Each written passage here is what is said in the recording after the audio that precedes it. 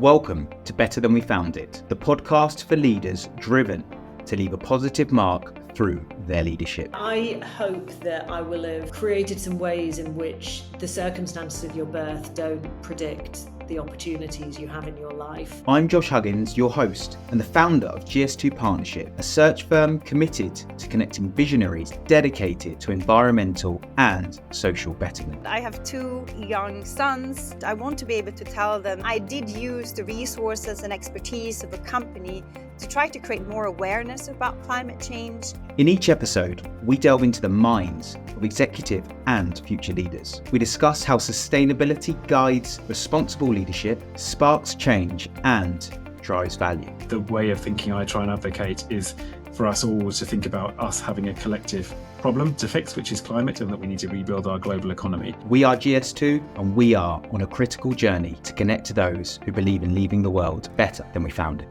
Hello and welcome to another episode of Better Than We Found It.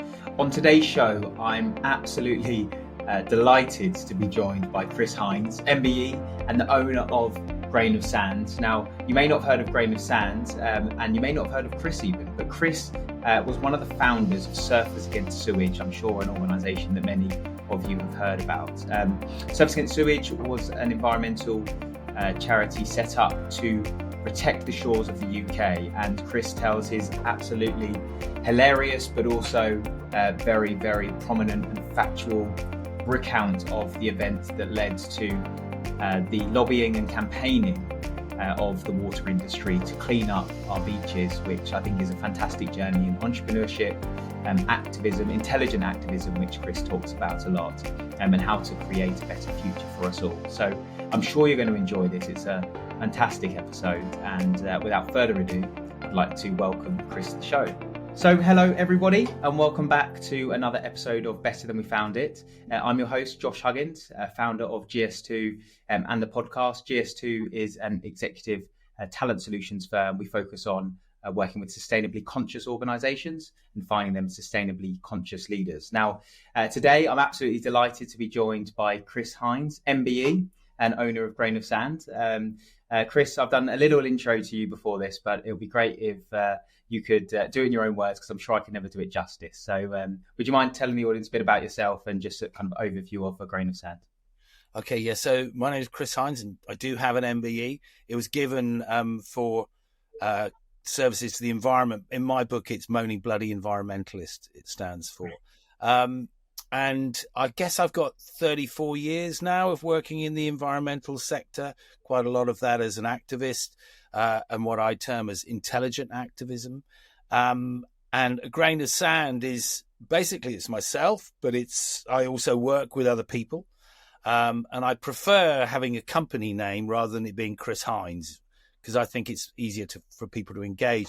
And the kind of theory behind A Grain of Sand is, I guess, to be small, irritating, but helping and hoping that the odd pearl comes out of that irritation, that things consolidate around an action or a criticism or provocation, and something beautiful comes off the end of it and changing. That's A Grain of Sand, and that's me. For sure. Well, I was reading you've been attributed to more than £5 billion spent on the UK coastline, and I think that certainly sounds like a grain of sand that got into somebody's eye and made stuff happen. So well done for doing that. And thank you so much for being here today. I'm really keen to tell your story, though, because from the people I've interviewed before today and those that I've researched about, most great leaders, I think, are inspired early on in their lives. So could you tell us a bit about your childhood, what it was like growing up in Devon, and how prominent climate, nature, or sustainability played in those early years for you? So I'm 61. I was born in 1962. And I think if you said climate then, no one would have known what you were talking about other than the general climate that we live in. But I was fortunate. My parents had purposefully moved out of London. They both grew up in London, but they moved to the West Country and to Devon, where I grew up, purposefully so they could kind of raise us as a family in the natural environment with that easier connection. And I kind of, from my earliest days, I can remember being at the beach, being up on Dartmoor, both places that have been integral in my kind of life. I still live within a mile of the beach on the North Cornish coast. But that kind of integration and appreciation of the natural environment stimulated a love for it. And if you love something, you will do anything you can to protect it. And that, I guess, is what triggered my career. Early days of it, I didn't really know what I was doing. So I was kind of going to school in a big comprehensive school in a place called Tavistock. I took the completely wrong A-levels. My dad persuaded me that I wanted to be a doctor, which I didn't, but therefore I should take science. And I failed all my A-levels. I got 2 Ds on retake. But so I then kind of got a job, but all the time as well, I was kind of loving going surfing and things. And then I got a job when I was 19 working for a surfing magazine, and, you know, moved down to Cornwall, had to live in a van for the first 6 months of my job because job didn't pay enough to have a roof over my head and a vehicle, and I had to have the vehicle to do the job. But that was kind of working on a kind of fairly small scale. And then I kind of did all kinds of jobs, from brickies labourer to chef in a fast food outlet in Australia, all kinds of jobs really. But then something really triggered in 1990. So that was Surfers Against Sewage. So do you want me to tell the story of how that started? I think let's rewind a little bit, and then we'll come on to that. So I suppose because part of the discussion that I talked to people about is about more from a career perspective and the trajectory. So I suppose leaving school with no or little A-levels, how clear were you, or not, on where it was that you wanted to go, and I suppose the career path that you wanted to take at that stage? What was your view of where your life would go? So I left school with kind of the wrong A-levels. I'd made a mistake there when I was kind of 15, 16 into the A-levels that I selected. And that was quite a big thing. And it stopped me really from ever going to university. So that didn't happen, because the only way I could have gone to university was to retake on those subjects and then go in and study those subjects. And that was all wrong for me. The bit that I was interested in was writing. And that was going and working for the surfing magazine. And I guess that was about communications and marketing. That was what I kind of learned to do, about how to take a story, how to take images and make it relevant to the general population. Because those were early days of surfing. So, you know, you couldn't just print what the surfers were interested in. This needed to go out to the more general population in order to pay for the circulation and the adverts and all that kind of stuff. But I learned how to edit a magazine. I was the assistant editor of it, and I learned how to take a magazine from absolute nothing to being a final product on the shelves in W.H. Smith or John Menzies. And that was the kind of bit that really interested me. And my later career, I guess, was a lot about messaging. And even down to today, I think it's my focus. If you had to say what's kind of my strength, it's to take fairly complex arguments and debates and issues and to turn them into something that, one, people can understand, that two, is pretty persuasive, but adheres to the truth, I think, as well there. So that influence of, although it doesn't sound like a major step, of working for a surfing magazine, was quite important for me. And I also educated myself a lot. I would have read a lot of books around issues that I was interested in, and a lot of those were around the environment, but also human rights, social issues. So understanding of it. I grew up in an era of, kind of punk music, reggae, that kind of, so, the Peter Tosh equal rights, those kind of, that people should be treated equally, of women coming through as an equal. So those kind of things have always been interested. I've always found them of interest to myself. And I went and self-educated on those because I didn't make the university thing. And if I probably rewound, I would have liked to have done kind of English and, maybe social studies or politics. Or maybe I would have done politics. I don't know, but Sure. Well, I think we'll come on to it. Maybe you did still do politics well, you did do politics in a way. We'll talk about, yeah. But key questions. Number one, what was the surfing magazine called, and is it still around today? And two, what was the wage back then? Because you said it wasn't much. So I'm sure. The magazine was called Surf Scene, and it doesn't exist today, sadly. But I mean, this is, we're talking 1982 here. Okay, yes. And the wage was £40 a week. Wow. And then when I got up to £60 a week, I could afford somewhere to live. Sure. So what were those 6 months like living in the van? How did you make it work? Well, I used to go to work in the morning, work on the magazine, and drive around, go and interview people and sleep in my van. And then I used to kind of, go down, park up at the back of the beach, camp the night. I never stayed the same place for 2 nights on the trot. Okay. That was my golden rule, because that's kind of my squatting. And I was very lucky. I kind of quickly established a network of friends who I could kind of use their showers, and, maybe I'd cook for them or maybe not. Sure, understood. So then you mentioned Australia and a few other jobs in between. So how did Surfers Against Sewage come to be, and tell us about just before this happened? What was it? What was the culmination of in order to get to that point? I mean, on a personal level, I'd been off to Australia on a working visa, and again, I think it's a great thing to do, whether you do it as part of your actual structured career or if you find yourself at a slight loose end in your early mid-20s.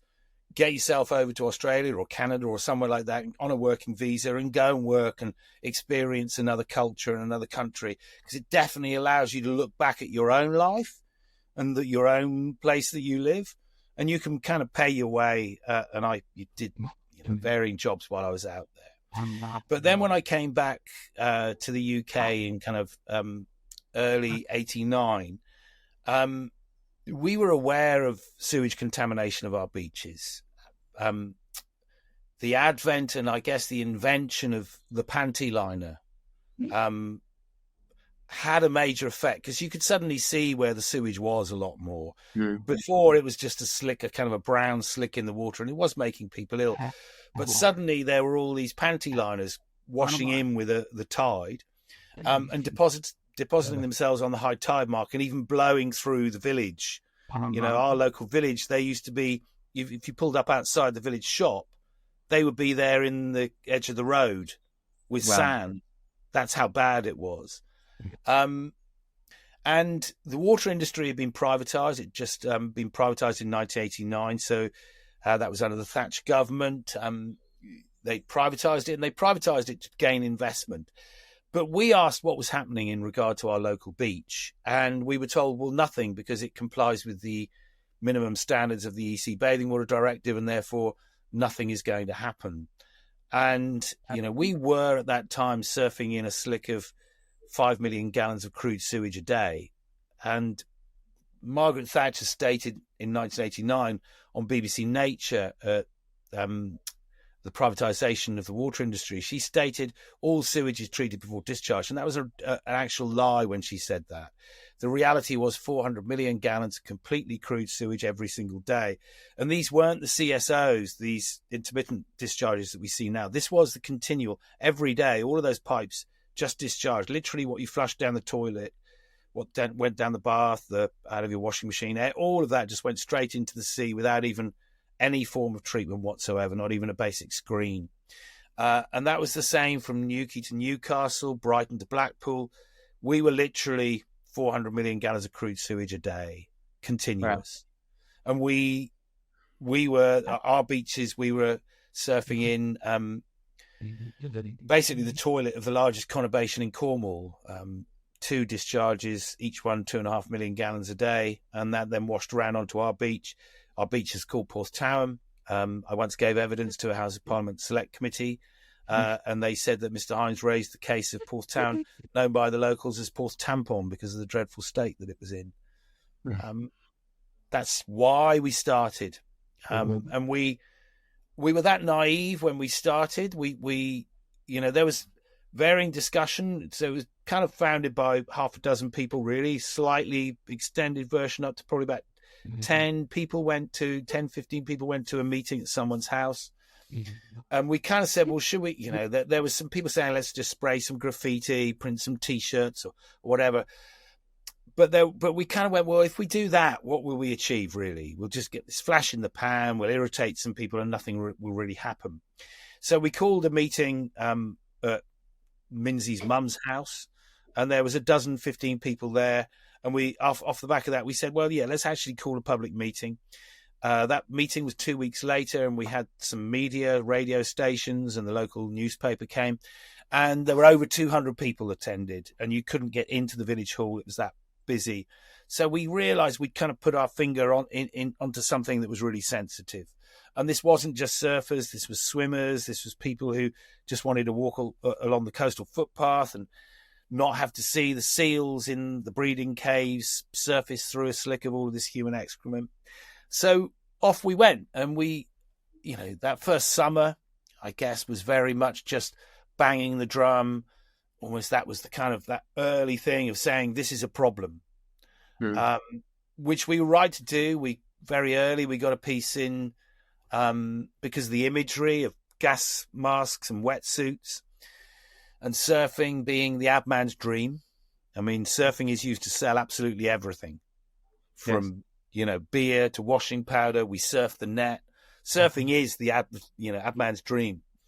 So we were using surfing to raise the issue of the contamination of our water. And that was a purposeful decision. We knew what we were doing there.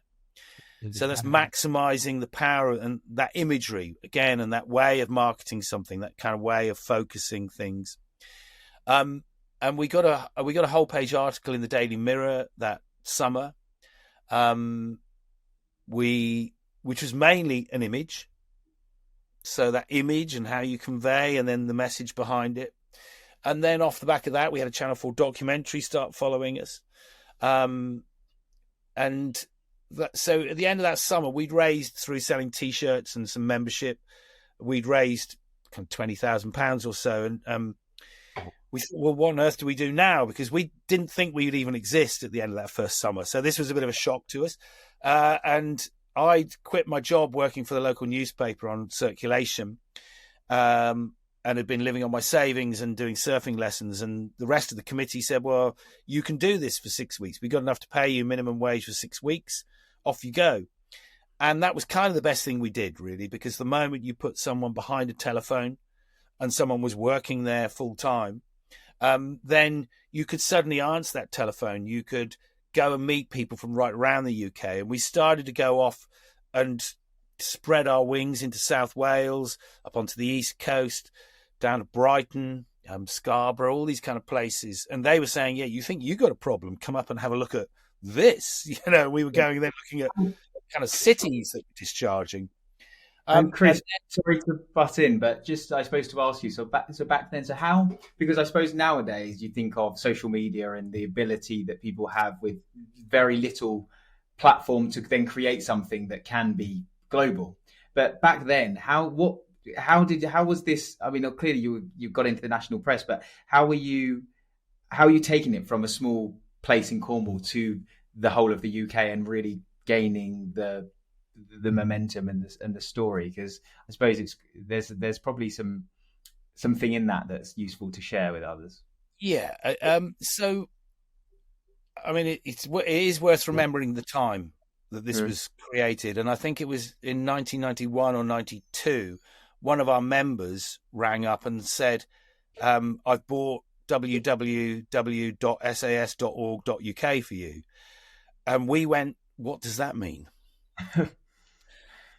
And it didn't mean anything to us. And he said, "Don't worry, I'll build your first website. I've bought your domain name. I'll build your website and just leave it to me. Don't worry." And one of the things that we were helped by an amazing array of people, from scientists to lawyers to doctors to the guy who built our website, all of that kind of thing. So we were communicating through post and fax and telephone. That was it. And that wasn't mobile phones.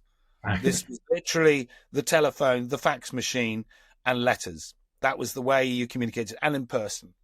Sure. So we would have adverts in all of these surfing magazines that have now changed and matured slightly, and there were 2 or 3 of them. They would run free advertising for us. So we had a free page advert that people could join, and they would give us coverage. So people knew how to find us. But then we would go off and do these little tours around the UK. We would chuck everything in the back of a car or a van. And by this time, we'd bought our first inflatable turd. So we would then turn up at a beach, and we knew that if we sent a press release to the local media saying SAS launched inflatable turd at Brighton or wherever it was, the media would come. But also, we would have told the local surf shop, we would have sent posters and things out through the post, and our local members would come. Sure. So that was how we were communicating then, and we were building that.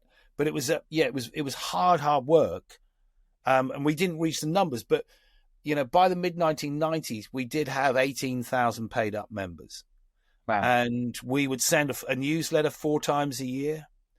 So it was called Pipeline News, and that would contain, what we were doing, regional bits, national policy, to keep all of those people in contact. And all of those would contain membership forms, and it was very kind of, I guess, viral in the old form of viral. Yes, for sure. And how much did the membership cost, and what did they get for that membership other than the newsletter? Okay, so when we first started charging membership, we would charge £2 each, because we were so naive, we thought we might be able to save up and buy sewage treatment works, but we very rapidly worked out they were several million, so that wasn't going to happen. But you basically would get that. You would get the newsletter, and some of that money then paid for the campaigning team, and people would buy T-shirts and sweatshirts and, an SAS Animal Watch and all of that. And we had a big fundraising ball, and this stuff paid for us to campaign. That was what it was for.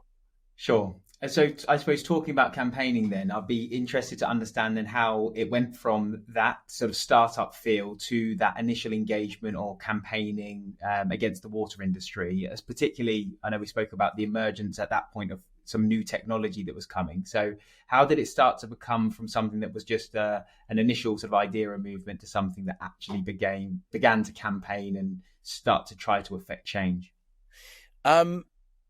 So the kind of the first period, we were very we were raising the problem. And that's the kind of easy part of any campaign is, your aim. You want to be able to go and enjoy the sea for the wonderful thing that it is and not have to bathe in sewage. That was our aim. The problem, we knew we could see it everywhere, all of this sewage. So we knew we had to go and find a solution. And we also knew we had to engage and take the message into the corridors of power. And we formed in May 1990. In March 1991, we organised a lobby of the Houses of Parliament, and we went up there. And on the day we arrived, we had a Channel 4 documentary. We did Capital FM, BBC News Live, all of that media coverage. And the day we arrived, the government announced a £2 million spend on research into the health effects of bathing in sewage-contaminated seawater. So the very act of stepping forward helped trigger that. But we also pulled the Secretary of State for the Environment into a debating room because the cameras were saying you needed to be there. And we had the Shadow and Lib Dem environment spokesman as well. So we were quite taken with that kind of power. But yeah, we knew we had to go and find the solution, and we looked high and low. And the water industry at this time they just wanted to build long sea outfalls. So big pipes, big pumps, big engineering, move the problem a mile or so off the coast. And what that meant, technically, scientifically, that would have meant that the indicator organisms, these things that die for a matter of hours in salt water, wouldn't have been there. So it would have passed the tests. But the viruses that actually make people ill can survive for tens of days. Hepatitis A can do 100 days in salt water. So an absence of the indicator organisms, compliance with the tests, because the tests were crude, wouldn't have been a guarantee that the water was safe. So we looked high and low. And we found on the island of Jersey that they had looked at this problem, and they were independent. They weren't a UK water company, and they could do what they want. And they'd actually put in this thing called ultraviolet light treatment. So this emergent new technology, and they'd saved themselves £9 million. UV was 2 million, long sea outfall 11 million.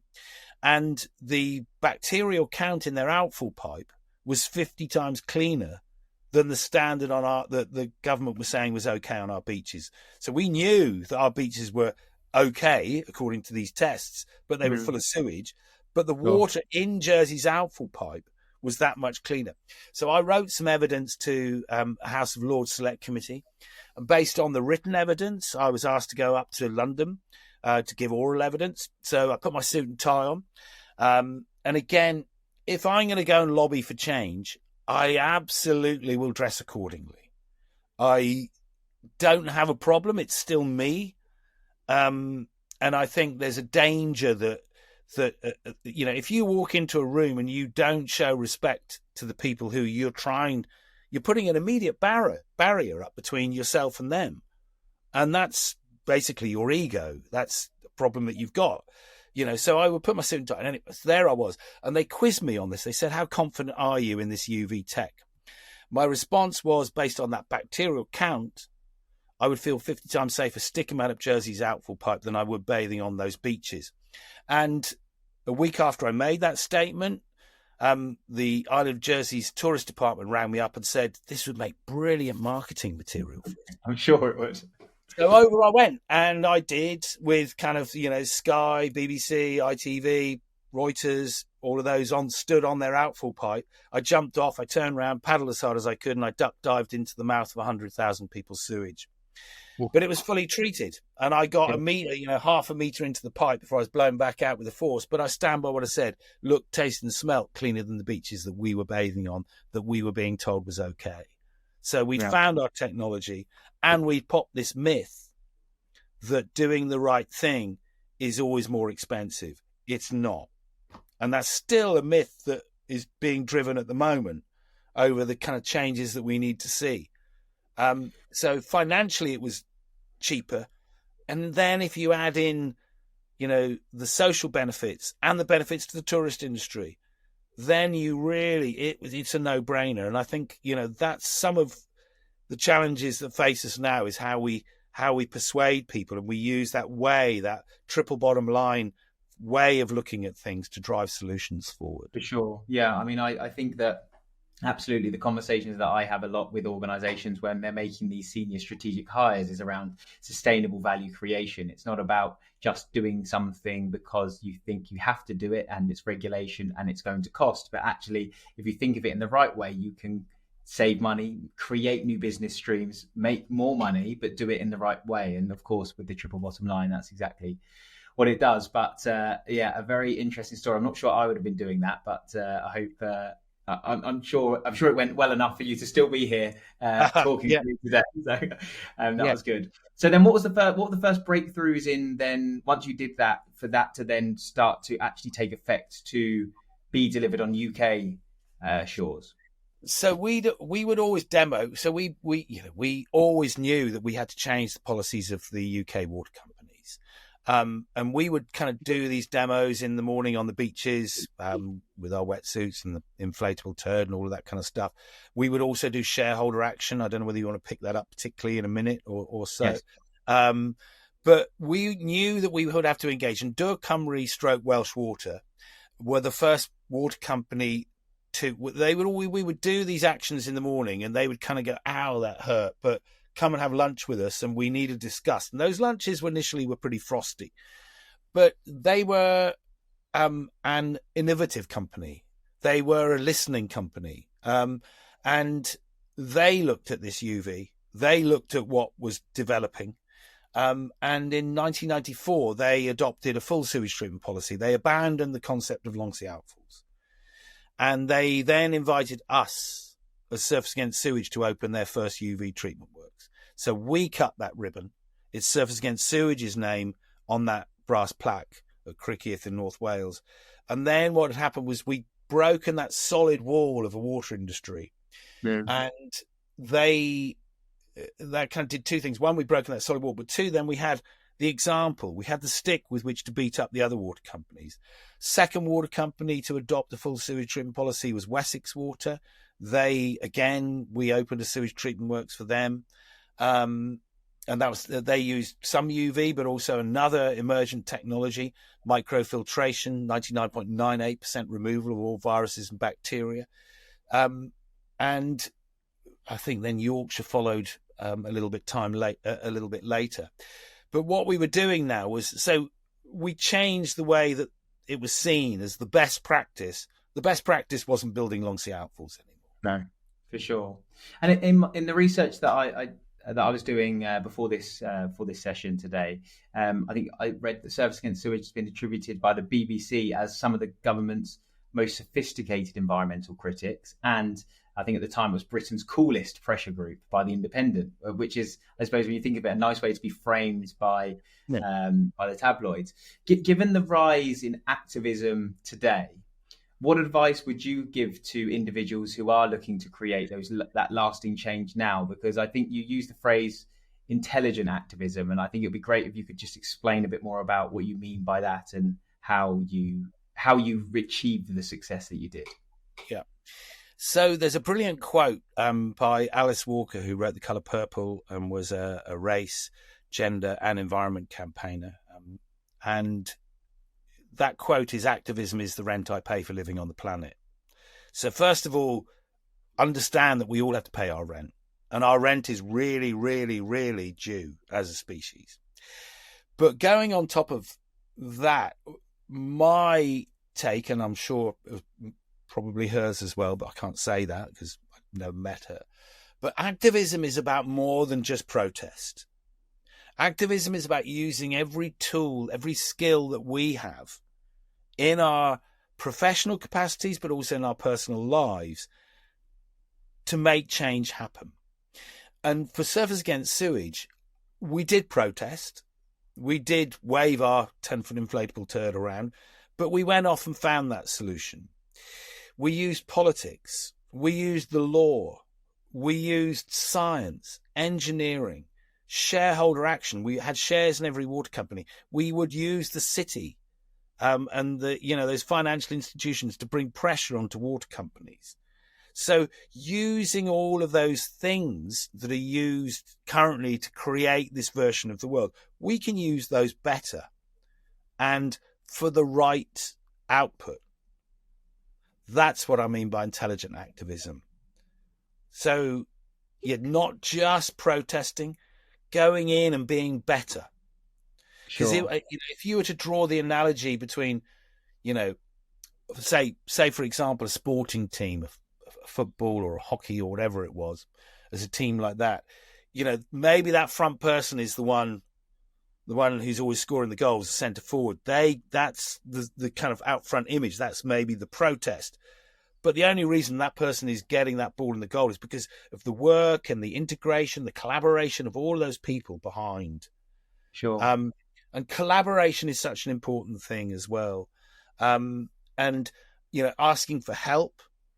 I think I always encourage people to kind of put their hands up and ask for help. If you need help, if you don't understand something, or you're in trouble or whatever it is, two things happen if you ask for help. One, it kind of normalizes it. I think a lot of other people will go, crikey, yeah, I'm feeling that as well. That's what happened when we started. But the second is that someone somewhere will come along and say, I think I can help you.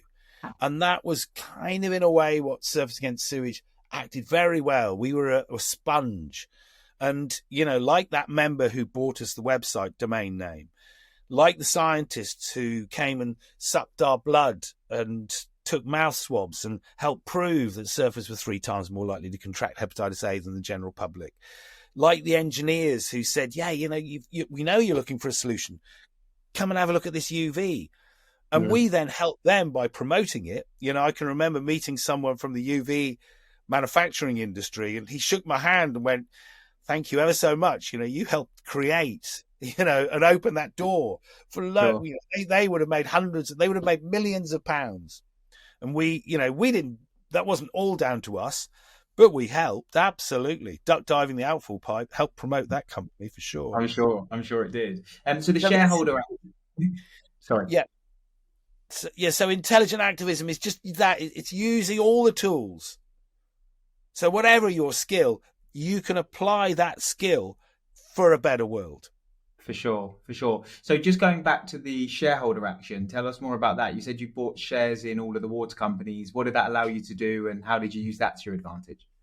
With very early days, one of our kind of founders, Mike Hendy, he actually had shares. He bought shares at the privatization, and we kind of like extended that. And we would go to we bought shares in every water company, and that allowed us to go to their annual general meetings, and to stand up in those meetings and ask any question we wanted because we were a shareholder.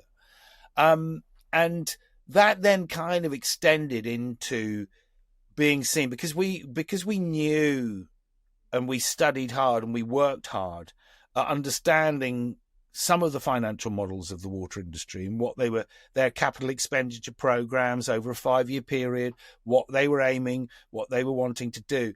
We became known in that sphere, and we were asked to go and brief at one point for an institute. We were invited up to London, and we gave a presentation to, I think there was 36% of all of the shareholding of South West Water in that meeting room over dinner, over lunch, and they wanted to know the truth. They wanted to know what was actually happening.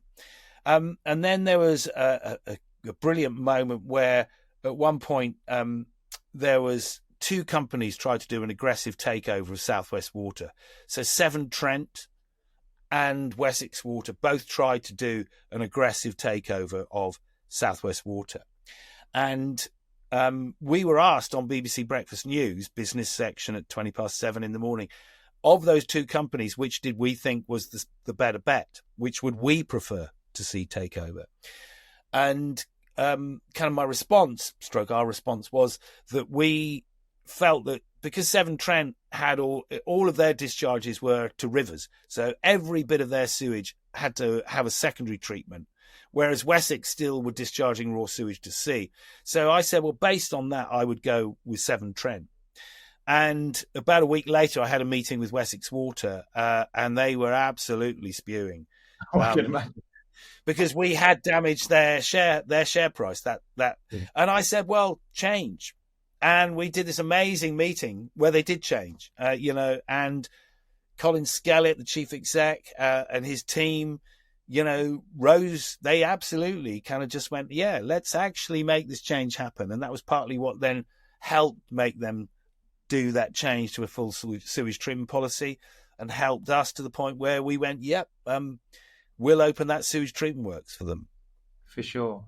Excellent. And I think, that really, I suppose, resonates in the sense of,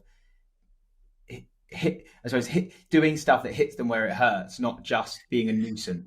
Like affecting change, making them stand up and take you seriously because they recognise what it is that you're doing and the effects of what you can have on them by them not taking it. And I mean, we also went to Ofwat. We went and lobbied Ofwat in Birmingham. Nobody had ever walked through Birmingham with wetsuits on and surfboards and carrying an inflatable. That never happened in Birmingham. Yes. And Ofwat, the Director General, said, well, this has nothing to do with us. It's an environmental issue. And we said, well, no, it's not. You have a statutory duty to ensure the greatest environmental benefit per pound of customers' money spent. You can't not have that. You're the regulator. Yes. And again, I think if you look at, the mess that the water industry has got in at the moment, some of that is because the financial regulator, Ofwat, as well as the environmental regulator, the Environment Agency, have kind of pushed this away and gone, it's not our responsibility. But absolutely it is. Every pound I pay of my water rates, I want to know that they're doing the best job. I don't want them building long sea outfalls or, I want to know that they're focused in. So that was. So again, we were affecting that kind of change. And I can remember after we went up, I think then Ofwat published their annual review, and their annual review is like a 90-page A4 document, and I think there was something like 18 photographs in there. We were one of them. Well, yeah, that's that's impact, I suppose. So that's that, and it doesn't happen if you don't take wetsuits and surfboard through Birmingham to get there. But what was kind of key behind that, again, and I think this goes back to, was that right back to early career days, was that you have the out-front image, but then you have to know everything in behind it, and you have to get into that level of complexity. And the water industry, has this massive thing it's going through at the moment. This thing called the periodic review, where they set their asset management plan, what they're going to spend their money on, and how much money they're going to get over a 5-year period. We responded to every single water company's asset management periodic review. We didn't respond, in nth detail because we couldn't. We're a tiny team, but we absolutely put our opinion in that every single pound spent should deliver the greatest environmental benefit per pound of customers' money spent, that long sea outfalls were a waste of customers' money, and we are and still left public at risk. And we would present those dossiers. We even briefed the president of the European Parliament at one point. Wow. Well, I suppose that's a nice segue into, I know you mentioned that Surfers Against Sewage was apolitical, but you were called to be a special advisor to Michael Meacher, and it'd be great to tell them more about that story and how that came to be the culmination of your time. Yeah. So, we were apolitical, so we were of the politics of clean seas, and we wouldn't really have cared which way around it was, which party was in there. We were of the politics of clean seas, and it was a deeply political issue. The solution to what we wanted was going to come from politics, ultimately. And in December 96, I was doing a press call in Brighton with Michael Meacher. Was there? He was the shadow environment spokesman. Mr. Meacher's passed away now, so RIP for him. But he made a statement to the camera. And I butted in and I said, well, that's actually wrong. Under the European Wastewater Treatment Directive, Brighton should receive at least secondary treatment, not primary. And he looked at his assistant, and his assistant went, well, Mr. Hines is Mr. Pooh, really. That's what he does. He lives and breathes, and that's his campaign. So and so Mr. Meacher said, well, what should I be saying? And I said, it's secondary treatment. So he did the right soundbite for camera, and that went out. And then in May 97, there was this big landslide from Conservative to Labour, and we'd done the job of driving sewage contamination of the beaches right up the political agenda, and all of those coastal constituencies that flipped right around the UK, we'd made this a hot issue. That was in May. They came to power. In September that year, I got 24 hours notice to go to London to be a special advisor to Mr. Meacher, who was by then the Minister for the Environment. And, there was nobody from the water companies present in that room, just 3 senior people from the Department of the Environment, 3 senior people from the Environment Agency, myself, Mr. Meacher, and 2 other advisors. And basically there was a debate as to whether you could build UV treatment works for big cities. And I gave the example of Swansea that was been switched on by Dŵr Cymru Welsh Water. And I walked out of there, pretty confident that it had gone very well. And then that autumn, there was a select committee. And again, we submitted written evidence, but we were one of a few organisations to be called to give oral evidence as well. And when that report was published in the kind of February time, February 98, that would have been, our words were woven through, our depositions and evidence were woven through, and it concluded that all sewage should be fully treated at all times in all places. And then that following September, the government, that was when they ruled that all sewage, they didn't go absolutely to where we wanted, and the report wanted, but they did rule that and this was part of the asset management, the periodic review process, that all sewage would receive at least secondary. And by the time you do that, that knocked the long sea outfalls on the head, and that opened the door for UV.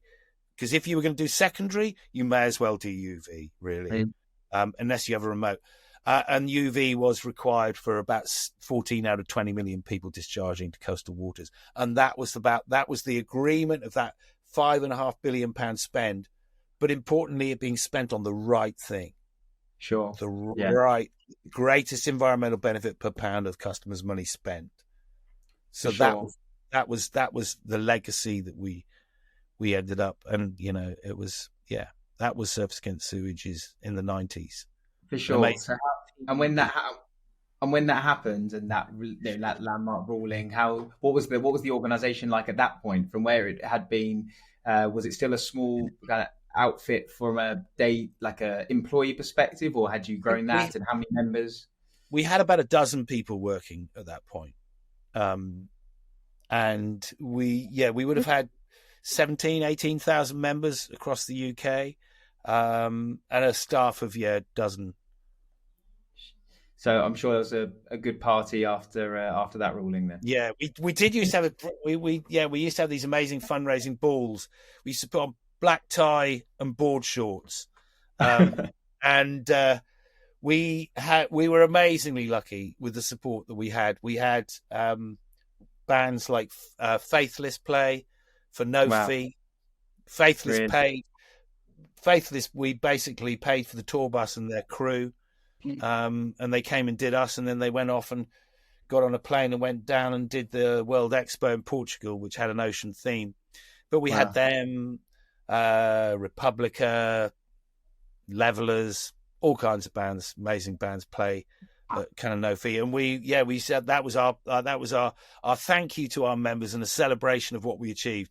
And some years we made good money at it, and other years we kind of just scraped past. But it was a very tribal kind of thing. Yeah. That would be a meet, members from right around the UK would come to that. And it was kind of over the weekend, it was a gathering of people as well. For sure. So that was 10 years. 10 years you were there running. Yeah, 10 years. And then I left in the year 2000. And what made you come to that decision that it was time to move on? Personally, we'd achieved 85% of what we set out to do. We knew that by the end of the year 2000, everything was locked in.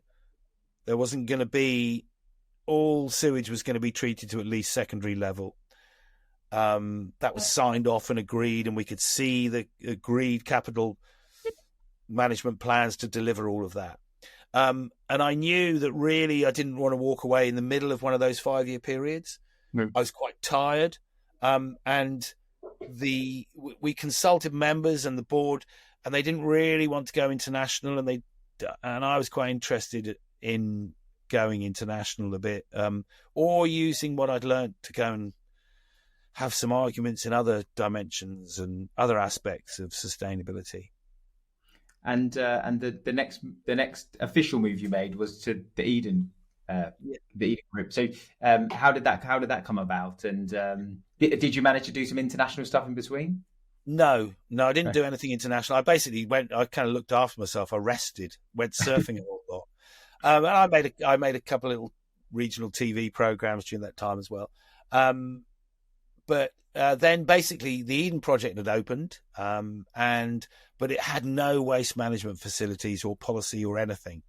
It was just, behind the scenes, it wasn't pretty.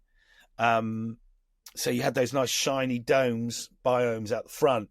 Yeah. But behind the scenes on a Friday afternoon, as well as designing and starting to implement a waste management strategy and making sure they didn't get bust for the EC waste packaging regulations, I was then on a Friday afternoon, I put my dirty clothes on, go and sort through the recycling.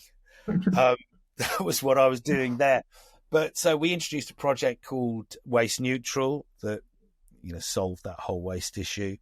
And then we did things like introduce triple bottom line thinking into the whole programming, a brilliant triple bottom line thinking. If anybody doesn't know it, a brilliant concept. The phrase coined by John Elkington, the very brilliant John Elkington, who back in, I think, 87 wrote the first Green Consumer Guide. But go up and, if you haven't heard of him, go and find John Elkington's of Volans, and amazing guy. For sure. And there was a couple, I seem to recall you mentioned a couple of real, again, kind of the money saving and value from the waste reduction and cardboard. So if I looked at a shining example of triple bottom line in delivery, the Eden Project at that time were doing 1.9 million visitors a year. Every single plate, spoon, cup was single use, straight to landfill. They were brown, they looked nice, they looked like they might be being recycled, but there was a complete myth. Everything was going straight to landfill. So we looked at the triple bottom line of putting in a dishwasher and crockery and cutlery. And environmentally, by putting it in, we reduced our landfill by 8 tons a year. We reduced the carbon and material impact of manufacture and transportation to us. Socially, we created 2 jobs. People got a nicer cup of tea because it was in a china cup. And we didn't see it coming, but their diets improved because you could suddenly put salad on the plate because the plate wasn't all wobbly and cardboardy. Yes. So, and then financially, we sold more tea, we sold more salad, and we saved ourselves £149,000 over a 5-year period. So again, popping the myth that doing the right thing costs more. It absolutely doesn't. And that was an example of triple bottom line. And then we kind of wove that, using that and other examples, right through the whole organization. And, I would always encourage everybody to do that. Don't just think of the financial bottom line. When you're making decisions about purchasing, absolutely, you don't have to drill down into it into the nth degree. Just take some time to sit back with 1 or 2 yourself, and then test it with a couple of colleagues. Have you got the right thing? Are you thinking about the environmental impacts and benefits of this, as well as the social? And if you do that, lots of things go the right way, and some of them will cost you a little bit more. Like the radio sets at Eden. I thought it was a hard sell. We did workshops with all of the staff, and the security team sat there and went like this. This is what's this all about? But about 6 months later, the security team rang up and said, "Look, can we just run our thinking past you? We're just about to buy a new set of radios for the whole site." And the new radios, I think they were £36,000 instead of 34, but it gave them, all the batteries were then going to be recyclable and reusable more. So at the end of their lives, they were going to be recyclable.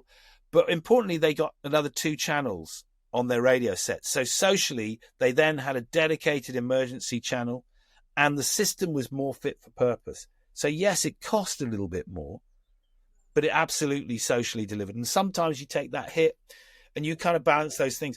And it was those kind of thinking that, then when I had to go and argue the case with the financial director, who was kind of hard bitten, ex Ernst & Young, that was his background. I think it was Ernst & Young. It was either that or Price Waterhouse.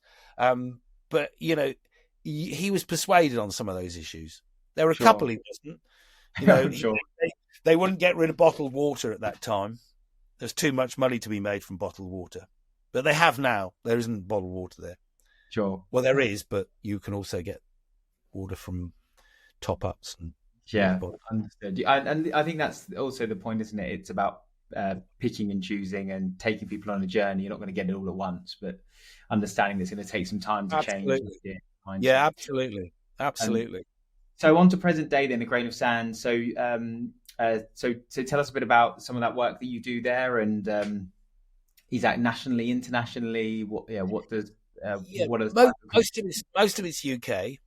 Most of what I do is, so I'm paid a retainer by a construction sector company, project managers and quantity surveyors called Ward Williams. They were initially West Country, but they kind of got offices across the West Country, but also Manchester and London and Winchester now, and Gloucester. Then I also do some work with a staff-owned community interest dental health company. Both of those are B corporations. St Evil Candles, again, a candle maker with a team of 80 people down in Cornwall. I do some work around encouraging people to do B Corp accreditation. I think it's an important measure. Even if you don't actually get there, do the business impact assessment. So eye-opening for so many people, I think. Sure. Once they ask those questions, they suddenly go, wow, I never even thought of that. Yeah. But then I do lots of public speaking, and, I do that for it. Last year, I would have done from Accenture to the team of Comic Relief on their team away day, RSPCA. Next, in a week and a half time, I'm doing the British Holiday and Home Park Association, and then I'll go up after that on up to York and do EDF Renewables, the kind of a team for them. So I'll do a big conference on the Tuesday to 650 people at the QE2 Centre, and then I'll do a small team inspiring the team. And then also I do quite a lot of robbing Peter to pay Paul kind of thing. So I'll charge kind of a big corporate one level, and then probably give some of my time away for nothing. And then last week? I think it was last week. I was up on Bodmin Moor with Smile Together and working with a brilliant organisation called Plant One, and us and a couple of other organisations. Crowdfunder were there, and Cast Architects, and we planted 750 trees between 20 of us. Wow. Yeah. So all kinds of things. All kinds of stuff, yeah, for sure. Some mentoring as well. I do some mentoring because, I'm 61, and, I get the odd person who thinks I've got some wisdom to pass along. Well, you've definitely imparted a lot today. Probably two questions in to finish. So the first is, what do you think 2024 will bring for sustainability in the environment? Are there any trends that you're seeing or that you're tracking that you're hopeful about? Hoping to move forward. I think, I try to retain an optimism. I think that's important, but optimism needs to be steeled with a harsh reality. 2023 was the hottest year on record, by quite a margin. That wasn't just a little bit. I think that shocked the scientists even. 2024 could be the first year which for the whole year we're over 1.5. So we're pushing into these thresholds. That's against a political background that's absolute nightmare. We did not need right now. The worst thing that we could be doing is to have two wars running. That is shifting focus and attention away from these big challenges, and those big challenges need addressing, and they need addressing as urgently as possible. So I think people do. I think most big chief execs and things will be carrying on. I think, you can feel that agenda has shifted backwards, but I think people are innovative. I think the general momentum is continuing to build. You just look at the rollout of electric cars, and those kind of things. There is a danger of misinformation and disinformation, and you're seeing that already coming in and being, that's going to go off the dial this year with all these elections around the world. But also it's happening against, people are saying there's criticism now coming and disinformation and misinformation about the realities of the climate crisis and the biodiversity crisis.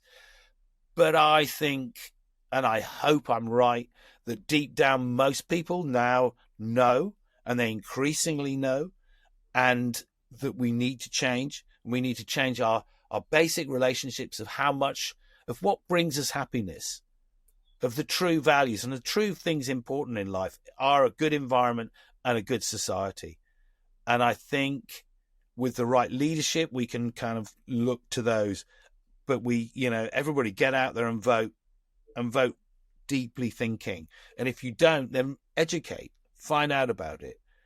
We do need to go off in this direction. We do need to do it quite urgently. Well, not quite urgently. We absolutely need to step into this space rapidly. For sure. And give the power to the young brains coming through.